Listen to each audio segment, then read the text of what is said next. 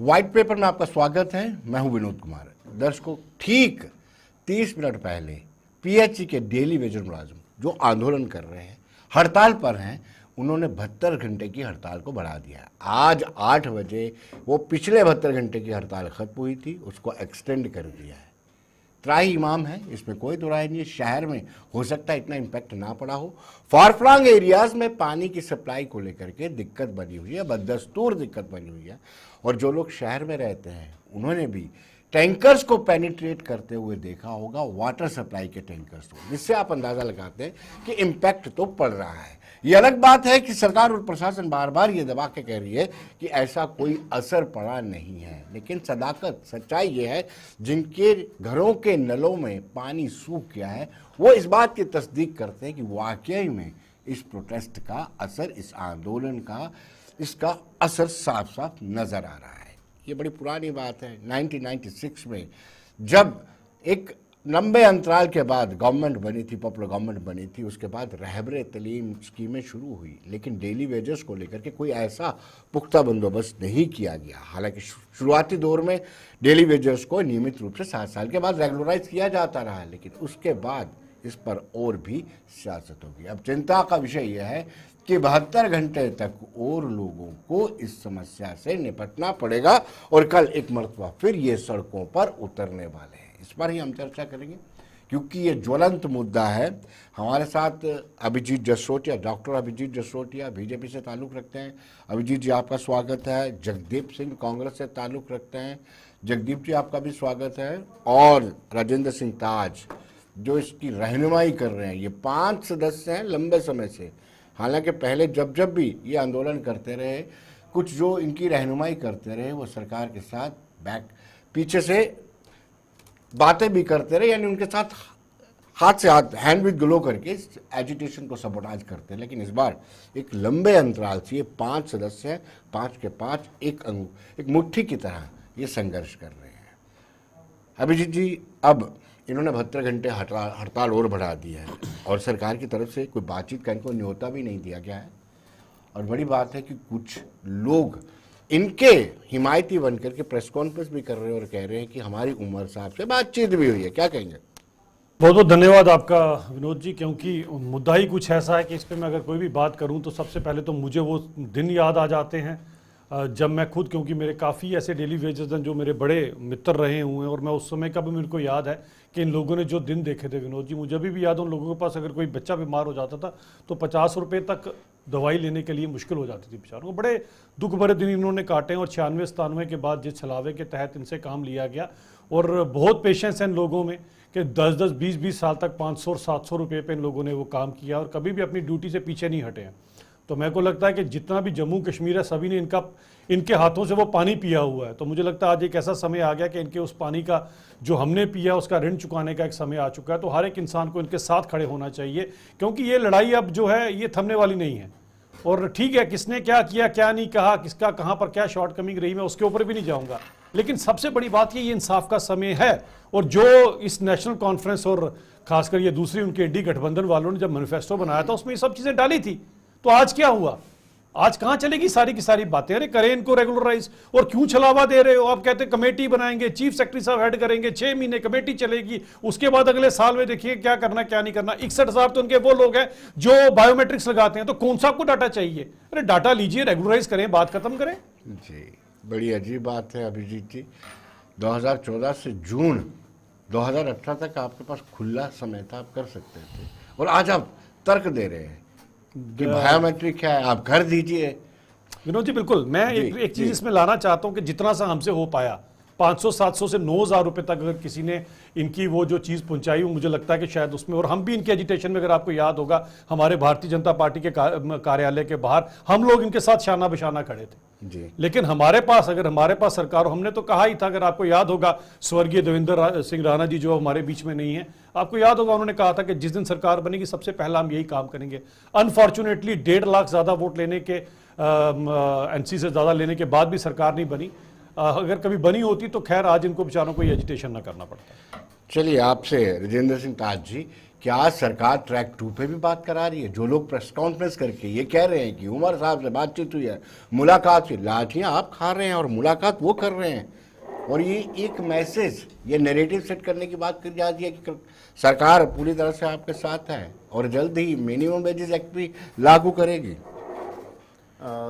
विनोद जी, देखिए, सबसे बड़ी बदकिस्मती ये है कि हम लोग पिछले 3 साल से लगातार लड़ रहे हैं और इन 3 सालों में जो लोग आज या कल प्रेस कॉन्फ्रेंस कर ये कह रहे हैं कि हमारी सरकार से बातचीत चल रही है, सरकार हमारी डिमांड्स, मिनिमम वेजेस और बाकी चीज़ों पे एग्री है, तो मेरा तमाम कैजुअल डेली वेजेस है, चाहे वो जम्मू प्रोविंस के हैं चाहे कश्मीर के हैं, उनको ये समझना चाहिए कि ये वही लोग हैं जो 2014 में जब सरकार के साथ बातचीत चल रही थी जी, इन लोगों ने अपनी 58 से 60 साल करवा ली और कैजुअल डेली वेज के लिए कुछ भी नहीं किया। बिल्कुल, पहला नंबर।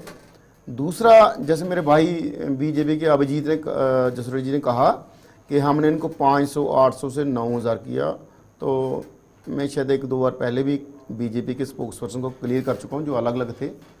जो आपने 500 700 या 900 से 9000 किया वो 1399 लोग हैं, वो हमारे पास डाटा है। उसके अलावा जम्मू प्रोविंस की बात कर रहा हूँ, उसके अलावा जो 20-21 हज़ार लोग थे वो पहले ही पूरा रेट 2011 से पूरा रेट लिए थे। अगर कहो तो मैं वो आपको ऑर्डर कॉपी भी प्रोवाइड करवा दूंगा, पहला नंबर। दूसरा नंबर बात ये है कि रेगुलाइजेशन नेशनल कॉन्फ्रेंस और कांग्रेस सरकार, जो गठबंधन सरकार है, इसको करनी चाहिए। ये इनकी प्रायोरिटी थी और इनको करनी चाहिए थी। लेकिन मैं भाई अभिजीत से कहूँगा कि 14 से लेके 24 तक डायरेक्ट इनडायरेक्ट आपकी पार्टी सत्ता में रही और शाबाश है उस लेगा के एमपी को, इंडिपेंडेंट को, जो अपने लोगों के लिए सेंटर से लेके आया। कहाँ से लेके आया? आज वो 35 से 45 हज़ार ले रहे हैं। और हमारी माननीय जो तीसरी बार पीएमओ में डॉक्टर जितेंद्र जी और जुगल जी जो तीसरी बार एमपी बने, इन्होंने हमारे लिए 30 रुपये या 3 रुपये नहीं लाए। उसका एक ही कारण है, हमने पिछले 3 साल से ये कह रहे हैं कि माननीय प्रधानमंत्री जी को इसकी नॉलेज है, आप उनसे वन टाइम पैकेज लेके इस समस्या का हल कीजिए। आपके पास एक गोल्डन चांस था, आपने नहीं किया। मैं आप बताता हूँ, नेशनल कॉन्फ्रेंस पे, नेशनल कॉन्फ्रेंस ने 2009 में ये वादा किया था कि हम सत्ता में आए इनको रेगुलाइज करेंगे। 9 से लेके 14 तक वो पहुंचे और 14 में उन्होंने कहा फ्लड आ गया। 14 के बाद वो लगातार कहते रहे फ्लड आ गया, नहीं तो हमने एक कैबिनेट सब कमेटी रिपोर्ट बनाई थी, 61,011 लोग थे, हम इनको रेगुलाइज करने वाले थे, लेकिन नहीं किए। जगदीप जी जानना चाहते हैं, जगदीप जी, आप पर आरोप लगता है कि कैबिनेट सब कमेटी और उस सरकार की 2014 की सरकार की लास्ट कैबिनेट मीटिंग में अगर आप थोड़ा सा भी असर्ट करते, कांग्रेस थोड़ा सा भी असर्ट करती, तो इनका फ्यूचर जो है डार्क नहीं होता, ये रेगुलराइज हो जाते। ये आरोप आप पर लगता है कि आपने सरेंडर किया, सरेंडर भी विनोद जी। विनोद जी, आपका आभार और तमाम दर्शक जो इस कार्यक्रम को देख रहे हैं और अगर डेली वेजर्स भी देख रही हैं तो उनको भी मेरा नमस्कार। पहली तो बात मेरे भाई सॉरी मुंह से निकल गया, डॉक्टर साहब हमारे डॉक्टर अभिजीत ने जितनी फजीहत अपने बयान के बाद करवा ली, पहले हवा आपने उस गुब्बारे की निकाल दी जो ये फुलाने की कोशिश कर रहे थे, रही सही कसर ताज साहब ने निकाल दी। अगर थोड़ी सी राजनीतिक नैतिकता बची होगी तो आइंदा कभी मत ये कहना कि हमने तमाम लोगों को 900 हजार से सीधा 9000 पे ले ली। वो चंद एक लोग थे, ताज साहब ने क्लियर कर ली। दूसरी बात, मैं ये नितांत संवेदनशील मुद्दा है, तो विनोद जी मैं बड़े सीधे शब्दों में ये कहना चाहता हूं, कांग्रेस कभी भी, मैंने पहले भी कहा, मैं फिर से कह रहा हूं, कभी भी बहुमत के साथ सत्ता आसीन जम्मू कश्मीर में नहीं हुई। ये बहुत बड़ा एक्सक्यूज और लेम एक्सक्यूज है, शाश्वत सच है।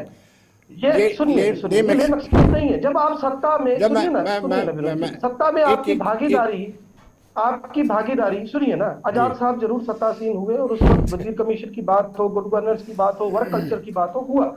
मैं मानता हूं इनके साथ घोर अन्याय हुआ और आज मैं अपनी तरफ से या अपनी पार्टी की तरफ से बड़ी संवेदनशीलता जताते हुए ये कहने की कोशिश कर रहा हूं कि जितने भी अस्थायी अनुबंधित कर्मचारी हैं, वो चाहे एसआरटीसी के हो, पीडब्ल्यूडी के हो, होमगार्ड के हो, फॉरेस्ट के हो, उनके मेडिसिन विंग के हो, या फिर और तमाम डिपार्टमेंट जो मेरे जहन में नहीं आ रहे, उन तमाम लोगों को नियमित करने के साथ साथ लेबर लॉज लागू होने चाहिए। वो जो हजारों लाखों लोग जो हम देखते हैं पूरे देश के अंदर कारखानों में काम कर रहे हैं, ये हमारा हक है।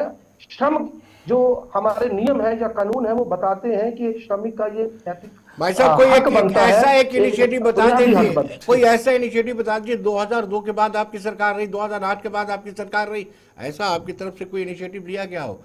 सवाए कैबिनेट सब कमेटी, वो भी लास्ट में उसने क्या किया, क्या किरकिरी किया, विनोद जी, क्या धोखा किया इनके साथ?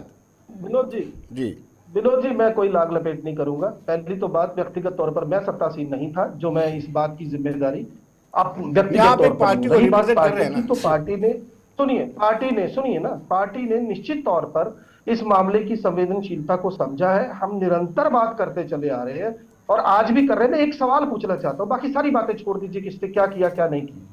मैं ताज साहब को भी रिक्वेस्ट करूंगा, सिर्फ एक बात, ज्यादा लंबी चौड़ी बात नहीं। देखिए 1100, मेरा ख्याल है ये अमाउंट एग्जैक्ट फिगर नहीं है, कई हजार करोड़ की कटौती बजट में हुई है। मैं पूछना चाहता हूं, अभिजीत भाई जो इतनी बातें कर रहे हैं, ये करें अपनी पार्टी से बात, दिलवाए मरकज से पैसा सरकार क्यों नहीं करती? क्यों नहीं करती सरकार, मुझे आप बताइए। जब आपने आपने वित्तीय मैनिफेस्ट मामले चलिए, मैंने आश्वासन चलिए, मेरी दिए, पार्टी से पूछा, मैं जवाब दे देता हूँ। जी अब मैं आपको ये बताता हूं कि फजीहत क्या होती है और किसने किसकी फजीहत कितनी की है, ये आपको मैं एक एक करके बताता हूं। 1996 से लेकर ये अभी भी बताया 2014, ना अरे ताज सुन साहब ने। लीजिए ना आराम से, अब आपके पेट में दर्द होगा भी अब जब बोलूंगा तो। 2014, वैसे तो 14 बरस का वनवास होता, आपने 18 साल तक का वनवास काटा। उसमें आपके भी बड़े मुख्यमंत्री आपके यहीं पर थे, अगर आपको याद होगा। आपके कभी भी ये जहमत नहीं की कि इन बेचारों का कोई दुख दर्द, जो आप ही का दिया वो दुख दर्द है। अरे हमने कितने भी लोगों को 9,000 तक पहुंचाया, तो आप कोई 9 बंदे बता दीजिए जिनको आपने किया, कोई एक बंदा बता दीजिए जिनकी मदद की। और आज सिर्फ चैनल के ऊपर बातें करने के लिए आ रहे हो। अपनी पार्टी के कितने आप डिफेंड करोगे, कहां तक डिफेंड करोगे? सबसे बड़े कसूरवार आप हो। और रही बात ताज साहब को, शायद आज आप इनका नाम पहली बार सुना होगा, मेरे साथ इनकी डिबेट कोई 8वीं है, और इनसे पूछ लीजिएगा। इससे पिछली जो साल 1.5 साल पहले की डिबेट है, उसमें इन्होंने मुझे कागज दिए थे। उस समय के चीफ सेक्रेटरी के मेहता साहब के पास अभिजीत जसरोटिया खुद गया था। ये ताज साहब जानते हैं। आपकी तरह बैठ के घर पे चैनलों पे बातें नहीं करते हैं, लोगों के लिए काम करते हैं। ठीक है, जो नहीं हो पाया उसके लिए मैं सब साफ माफी मांगना चाहता हूं कि जो नहीं हो पाई बातें, लेकिन हमारी कभी भी गवर्नमेंट नहीं बनी, ना कोई हमारा मुख्यमंत्री बना। अगर हमारा मुख्यमंत्री बनता तो आपकी तरह झूठे वादे, झूठे छलावे ना करते, लोगों के सत्य के ऊपर चलते हैं। और भारतीय जनता पार्टी जो बात कहती है वो कर कर दिखाती है। इसीलिए इत्मीनान रखिए, बहुत जल्दी आप लोगों का सुपड़ा साफ होने वाला है। बीजेपी की सरकार आएगी, सबसे पहले इन्हीं का भला करेंगे, आपकी तरह छलावे नहीं देंगे लोगों को। होगी चलिए वसीयत? चलिए चलिए चलिए ताज साहब, मैं सवाल ये थोड़ा उठता सा- है कि हर एक सियासी जमात आपको अपने सियासी मुफाद के लिए इस्तेमाल करती है, और कितने तर्क संगत तरीके से आर्ग्यू दे करके। मजेदार बात है। देखिए विनोद जी, ये आर्ट ऑफ डेमोक्रेसी है। पार्टी को स्पोक्स पर्सन के पास एक बड़ा जबरदस्त आर्ट रहता है। जैसे मेरे जगदीप भाई ने कहा कि हमारा मुख्यमंत्री नहीं रहा। राजेंद्र जी, आपको एक मिनट के लिए रोकूंगा। ताज साहब लौटते हैं एक छोटे से ब्रेक के बाद, बने रहिए।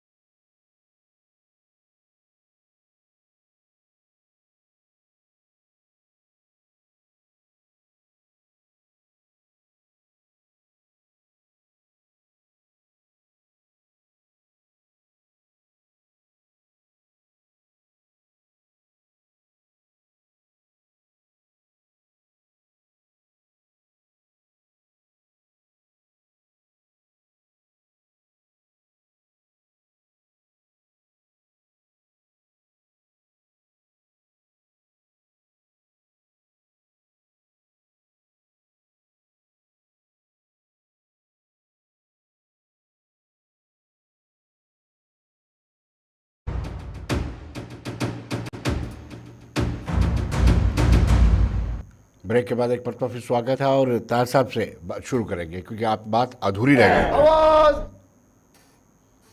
विनोद जी, मैं ये कह रहा था कि जैसे जगदीप भाई ने कहा कि हमारे मुख्यमंत्री नहीं रहे 2002 से लेकर 2014 तक स्टेट में ये नेशनल कॉन्फ्रेंस पीडीपी के पार्टनर रहे जी, दोनों टाइम दोनों बिल्कुल टाइम, और इनके मुख्यमंत्री आज़ाद साहब रहे। उसके अलावा डबल इंजन की सरकार इनकी भी थी यहाँ पे, जी। सेंटर में भी 2004 से 2014 तक रहे। और मेरे साथ जो भाई बैठे हैं इनकी सरकार 14 से 24 तक, ये भी डबल इंजन, 2 डबल इंजन जिन्होंने हमारे 22 साल खराब किए जी। 2002 से लेके 14 तक कांग्रेस की सरकार सेंटर में भी रही, 4 से लेके 14 तक 10 साल रही, और 2 साल ये पहले स्टेट में थे। इस तरह ही बीजेपी की सरकार 14 से लेके कंटिन्यू सेंटर में है, और 14 से 18 तक बिल्कुल कोalition पार्टनर है पीडीपी के। एलजी साहब भी इनके डायरेक्ट हैं, और 2020 में हमें बीजेपी के स्टेट प्रेसिडेंट रविंदर रैना जी और जुगल जी एमपी जम्मू पुंछ वो हमें ले गए थे, और 11 नवंबर 2020 को उनके सामने बात हुई थी, और रविंदर रैना जी ने 12 के कॉन्फ्रेंस की थी कि डेली वेजर कैलकुलेटर का मसला हल हो गया। हमने एलजी साहब ने कह दिया डीडी सिलेक्शन में इनका रेगुलर प्रोसेस स्टार्ट हो जाएगा। ये 5 साल पुरानी बात है। तो मैं ये कहना है, हमारे लिए सबकी याददाश्त कमज़ोर हो जाती है, सीरियस कोई नहीं हमारे लिए। ये मुझे खुद हैरान किया है कि हम कहाँ इसी देश के हैं। माननीय प्रधानमंत्री जी दुनिया के देशों को आर्थिक मदद के नाम पे सब पैसा दे रहे, हमें भी एक पैकेज दे देते। हम किस पे जाएं, किसके पास जाएं। आज की सरकार जो है नेशनल कॉन्फ्रेंस के डिप्टी सीएम साहब कह रहे हैं ये किसी के स्पॉन्सर हैं, तो हमने कल उनको कहा था हम अगर 5 लोग किसी के स्पॉन्सर हैं तो बाकी लोग स्पॉन्सर उनको कर दिए, रेगुलाइज कर दिए। तो मेरा ये है कि सियासी जितनी जमात है, और उमर साहब को 89 अपने आगे पीछे 88 लोग हैं वही दिखते हैं, उनकी सैलरी हाई को होनी चाहिए, उनको नई गाड़ियां मिलनी चाहिए। और कमाल की बात है उसमें कई एमएलए करोड़पति हैं, उन्होंने भी मना नहीं किया कि पहले डेली का मसला हल करो फिर हमें सैलरी हमारी हाई करना, या हमारे बंगलोज पे या क्वार्टर पे बाद में खर्च करो। जगदीप जी, एक वक्त आया था जब अमरनाथ यात्रा की अवधि को कम कर दिया गया था, एक प्रेशर टैक्टिस बनाने के लिए आपके कुछ मिनिस्टर्स ने रेजिग्नेशन टेंडर किया था, एक दबाव बना, फिर यात्रा की अवधि को बढ़ा दिया गया। कभी इन बेचारों की याद आई आपको? तब गुलाम नबी आज़ाद चीफ मिनिस्टर हुआ करते थे। विनोद जी, मैं सिलसिलेवार ढंग से उत्तर दूंगा। पहले मैं डॉक्टर साहब को बता दूं, keeping aside the international career, I had represented 5 different daily nationals and had left no stone unturned by representing all these daily wagers for your kind information. And the term Naukri-shuda Berozgar was being given by me as an editor. So please, neither I believe in any eulogy nor I am a psychopath. So please. I've got a coordination of more than 4 years with him. So don't lie on the channel, okay? Oh, come on. What the heck you are talking about? You don't know anything about it. Once you had visited any office of the bureaucracy and you are just trying to create a preamble of चलिए Give me proof of it. Give me proof. I've got a person who will watch that I have gone to Chief Secretary Mehta at that time. I have talked to him. I have talked for half an hour for their grievances. Personally, I have talked. Personally, Abhijit Jasoti has gone. Oh, come on. You don't know anything. चलिए विषय पर बात कीजिए, विषय पर बात कीजिए, मुद्दे को पर्सनलाइज निजी मत कीजिए, पर्सनलाइज मत कीजिए, पर्सनलाइज। चलिए नहीं कर रहा हूँ ना, ये बता रहे हैं ना, मैं उसके फलां दफ्तर में गया जी जी। चलिए गुलाम नबी आजाद साहब जब सत्ता में आए, अब सुनिए, अब सुन लो भाई जी, सुनाइए। 1 से 11 हुए भूमि आंदोलन में, और उसके बाद मोदी लहर, तथाकथित मोदी लहर पर चढ़कर 25 हुए, और वो लोग गए जिनको कोई चौक चौराहों में नहीं जानता था। क्या किया आपने? और आजाद साहब का मैं आपको बता दूं, जब आजाद साहब का टर्म आया था तब पीडीपी ने हाथ पीछे खींच लिए हिलिंग टच के नाम पर। क्या आपकी बात जानते नहीं है? मैं कोई डिफेंड नहीं कर रहा हूं। Talk about the topic today, यार। Let's don't go back to healing touch। उसमें भी आपका हाथ रहा हुआ है। 24 कश्मीरी पंडित बूंद दिए थे वहां पर, और आप healing touch खेल रहे थे। उसमें मत जाओ, मुझे कच्चा चिट्ठा निकाल दूंगा आपको। कभी भी नदी मार्ग में वही 2004 में नदी मार्ग में टॉपिक से डिरेल मत हुई हमारे This is what the freaking efforts which you usually apply. मैं कह रहा हूं कि आप टॉपिक विषय से डिरेल कर रहे हैं, आप विषय पे रहिए। जी जी जल्दी। I am coming to that point, sir, and I had already explicated it very comprehensively, and I am trying to explain it again कि देखिए things are quite different right now. ये सत्ता में है केंद्र के अंदर भी, और सच पूछे तो आज भी जम्मू कश्मीर में यही काबिज है जबरन, क्योंकि वित्तीय मामले इनके पास है। ये इतनी बड़ी बड़ी बातें कर रहे हैं, तो क्यों नहीं करते अपनी मोदी सरकार से बात? क्यों नहीं करते मोदी सरकार को कन्विंस कि भाई हम ये जो हमारे डेली बेसिस है इनका भला कर दे, अपने आप ले लीजिए क्रेडिट, उसका पूरा क्रेडिट, हमें कोई दिक्कत नहीं है, कीजिए तो सही। चलिए चलिए अभिजीत जी रिस्पॉन्ड कीजिए, आप दिल्ली से। आपको आपने मैनिफेस्टो बनाया, आपका इंडी गठबंधन का मैनिफेस्टो बना, आपको पैसे दिए हैं ना, आपको बजट आया, बजट में इनका प्रावधान रख देना था, आपने बजट का प्रावधान रख देना था, कुछ का भी रखना, कुछ का बाद में रख देना था। आपकी नीयत नहीं है काम करने की, और आज आप और नेशनल कॉन्फ्रेंस मिलके इनके एजुटेशन को सैबोटाज करने की कोशिश कर रहे हो। आप इनके एजुटेशन को सैबोटाज करने की कोशिश कर रहे हो। आपका कौन कौन काम कर रहा है इसको सैबोटाज मुझे पता, और मैं इन 5 को आज का नहीं जानता हूं। ये वो 5 पांडव है जो आप जैसे कौरवों के साथ लड़ रहे हैं, और मैं तारीफ करना चाहता हूं राजेंद्र सिंह ताज की, जो इस समय अर्जुन की भूमिका निभा रहे हैं। आप लाख कोशिश कर लो, मैं सभी पीएचसी के जितने लोग, एक बात याद रखिएगा, ये 5 को मैं आज का नहीं जानता, ये वो 5 पांडव जो आपको सही में निर्णायक युद्ध तक लेकर जाएंगे। इसीलिए कहीं पर नैन्सी और कांग्रेस के षड्यंत्रों में बात आना, ये जो बातें हो रही है ये आपके एजुटेशन को फेल करने की हो रही है। अगर आप इनके साथ खड़े रहेंगे तो मेरी बात याद रखिएगा, ये सभी के सभी ऑनेस्ट लोग हैं, मैं पर्सनली जानता हूं, इसीलिए मैं इनके लिए बात बोल रहा हूं। इनकी बातों में ना जाए, ये पूरी कोशिश करेंगे आपको बरगलाने की, आपको एक दूसरे से निकालने की, एक दूसरे से अलग करने की, इसमें कामयाब नहीं होने दीजिएगा इनको। मैं सभी डेली वेजों से रिक्वेस्ट करता हूं कि ये गवर्नमेंट के इनके षड्यंत्रों में ना आइएगा। अगर ये करना चाहते, इनके पास अच्छा खासा 1000 करोड़ रुपए का बजट है, उसमें इनके लिए 1000 करोड़ रुपए रख देते, क्या जाना था आपका? अरे 1000 करोड़ ही रख लेते, इनके लिए क्या जाना था आपने? क्यों नहीं रखा? आपकी आदत है। ताज साहब सियासतदान आपके बारे में कुछ नहीं सोचेंगे जी। ताज साहब मुझे नहीं लगता है कि ये सियासी जमातें आपके बारे में जी करेंगे हम जी ताज साहब। विनोद सर, ऐसा है कि जब भी हमने एजुकेशन 2017 से एजुकेशन शुरू की थी, हमने ये कहा था कि ह्यूमन इशू है, और तमाम पॉलिटिकल पार्टियों ने ये कहा कि ह्यूमन इशू है, इस पे सियासत नहीं होनी चाहिए। लेकिन दबा की सियासत हो रही है, चाहे चैनलों पे हो, चाहे असेंबली में हो, चाहे इलेक्शन के टाइम रैलियों में हो। हम ये पूछना चाहते हैं कि हमारा कसूर क्या है। जैसे उन्होंने कहा, जगदीप जी ने कहा कि फाइनेंस एलजी साहब के पास है, फाइनेंस एलजी के पास नहीं है, मैं वही बात, होम डिपार्टमेंट, मैं वही बात कर रहा हूँ, मैं वही बात कर रहा हूँ। फाइनेंस उनके पास है। भाई जी, भाई जगदीप भाई प्लीज मेरी बात सुनिए, जगदीप भाई सुनिए प्लीज। चलिए, बात ये है कि अगर फाइनेंस उनके पास है तो उमर साहब ने अपने एमएलएज की, उसमें सभी पार्टी के आते हैं, मैं खाली आपकी बात नहीं कर रहा, उनकी सैलरी के लिए पेंशन प्रपोजल बना रही है, उनका पेंशन गाड़ियां भी खरीदी, नई स्कॉर्पियो 90 स्कॉर्पियो नहीं आई। चलिए, उनके सारी मैं ये कहना चाहता हूँ, हमारे लिए पैसा क्यों नहीं? और जैसे डॉक्टर साहब अभिजीत जी कहा, अभिजीत जी के टाइम भी 14 से लेकर 24 तक ये भी एक पैकेज ला सकते हैं। चलिए अबे ताज साहब समय का अभाव है। ताज साहब बहुत बहुत शुक्रिया, डॉक्टर अभिजीत जी आपका बहुत बहुत शुक्रिया, जगदीप जी आपका भी बहुत बहुत शुक्रिया। तो दोस्तों बने रहिए देश दुनिया की खबरों के लिए और मुझे दीजिए इजाजत। नमस्कार।